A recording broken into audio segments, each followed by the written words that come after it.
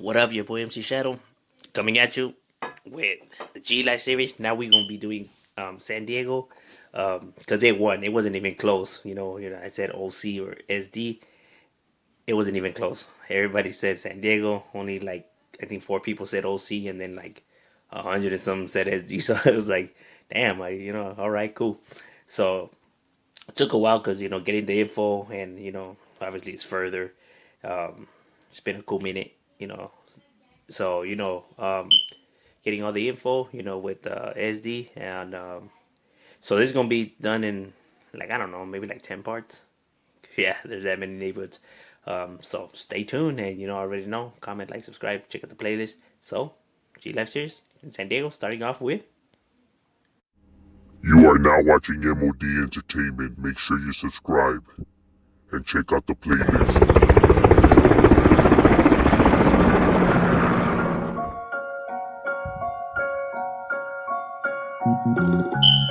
I grew up hearing gunshots in the late night. Ghetto bird, police sirens as a mother cries. Just another victim of the San Bron genocide. Locals posted, locked and loaded, ready to take lives. And when they heard the chieflet, they would duck up out of sight. Like your car when the sundown, it was mission time. You had to stay alert, cause bullets always travel blind. We stayed posted, we stayed drinking, and we getting high. Marchando down the enemy's neighborhood as we ride. Put the hood, put the clica sample, fuck their side. No regrets, but the truth is no peace of mind. G-File. Now, starting off with one of the oldest neighborhoods. There's the oldest and the biggest in Oceanside. This neighborhood's been around since the 1950s. Well structured, very family, orientated. They got generations already, of this neighborhood. You know what I mean? Now their neighborhood is large, man. They got a large territory. A bunch of members. They put in a gang of work. Since like the 90s, they've been having the gang injunction. That's how much work they be putting in. You know what I mean? Now how they got their name is, well, what I was told is that there was this Haina who had moved there in the 1920s. She was one of the first residents right there on the east side, Pozole, obviously, and her name was like Anita, or Anita Cruz, or something like that. And she used to sell pozole. She bought some land right there. She used to sell pozole, to make money. And so she would be with a wagon right there saying pozole, pozole. So that's how it got his name. Barrio Pozole. But that's what I was told. You know what I mean? But yeah, but that's who they are. Now here we have Encinitas. It's right here in Encinitas. This neighborhood has been around since the 1960s, the late 60s. You can find them right there on La Ciria Boulevard. By Saxon Road is where their neighborhood's at. Now Southside, Encinita, and Encinita is the same neighborhood. Two different locations. Where they're at, but it's all the same neighborhood. You know what I mean? It's a large neighborhood, man, and you know what I mean. They're with the business, man. They definitely get it cracking, and they ain't no chumps. You know what I mean? So that's who they are, and they're right there. Representing. Shout out to the homie Ghost from Encinitas, and yeah, shout out to all the homies from Encinitas right there. Here we have Center Street. Now Center Street is right there on was known as Crown Heights. Small neighborhood, but they with it. Been around since the 70s. You can find them right there on Missouri, Brook, Garfield. Throughout those outskirts, where those neighborhoods at. They keep it active. They may be smaller than the rest of the neighborhoods, and their surrounding, but nonetheless, man, they ain't no chumps, they ain't no pushovers. They be right there handling business, and doing their thing. Now here we have Escondido Viejo. Now Escondido Viejo used to be one neighborhood that split into two different neighborhoods. So you have Escondido, which is the Santos, Diablos, and then you have Escondido, which is the West Side gang. You know what I mean? Um, Now, Escondido Diablos. Now, Escondido in itself is an old school neighborhood, but now that it's separate neighborhoods, you know what I mean. But it all falls under the same umbrella. Escondido Diablos claims the east side, while Escondido Viejo West Side gang claims the west side.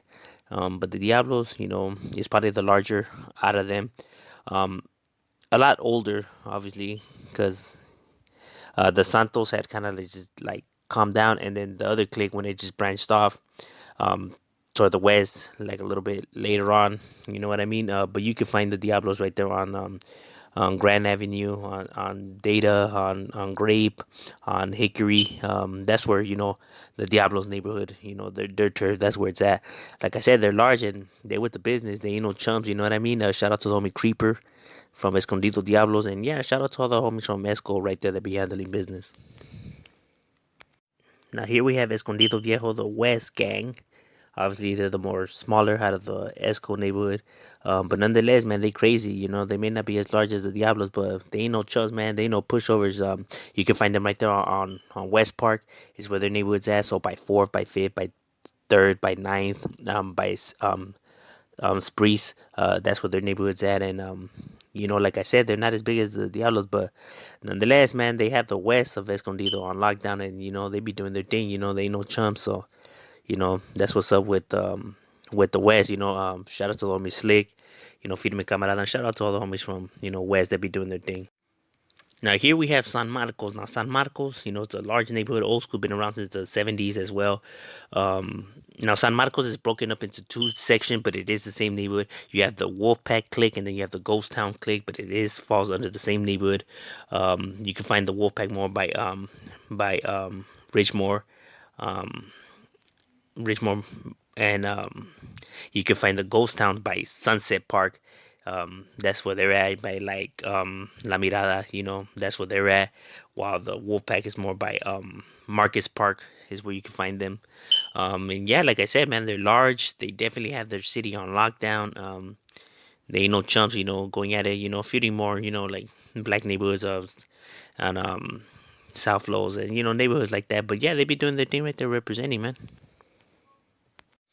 Now here at Barrio Mesa Locos. Now Barrio Mesa Locos, you can find them right here on um by El Heights Park, by Calle del Palo is where their neighborhood's at. Old school neighborhood, been around since the 70s. They're large, man. The only neighborhood right here in Mesa. So they got a big ass chunk of territory, going at it with the surrounding barrios. But nonetheless, man, Mesa, hey, they right here with the business. They definitely put their neighborhood on the map, and they ain't no chumps. You know what I mean? They they kick it up right here, and yeah, they keep it active. You know what I'm saying? Shout out to the homie Woody from Mesa Locos, Firme Camarada. Shout out to all the homies from Mesa. Now here's Carlos Malos. Now Carlos Malos is right there on Carlos Bad. Was known as Carlos Bad by Carlos Bad Village Drive is where their neighborhood's at.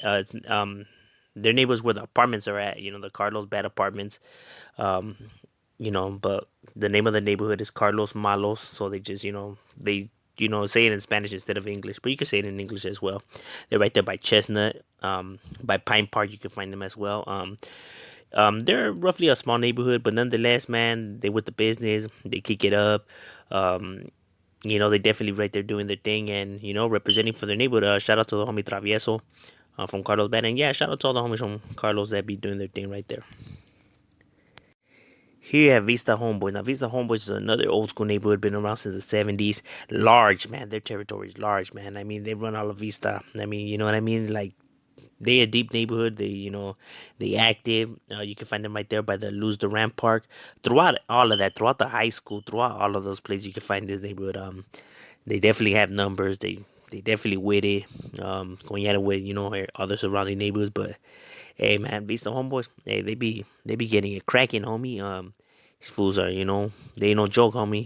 Vista homeboys is definitely with the business. Shout out to the homie also. Shout out to the homie Bullet from Vista homeboys. And Negro. Shout out to the homie Negro. And shout out to all the homies from Vista that do their thing. Here we have South Los. Now South Los is roughly a small neighborhood. Been around since the late 80s, early 90s. Now I don't know if it has any ties to the one in LA or if it's a different thing. I wasn't able to get that info.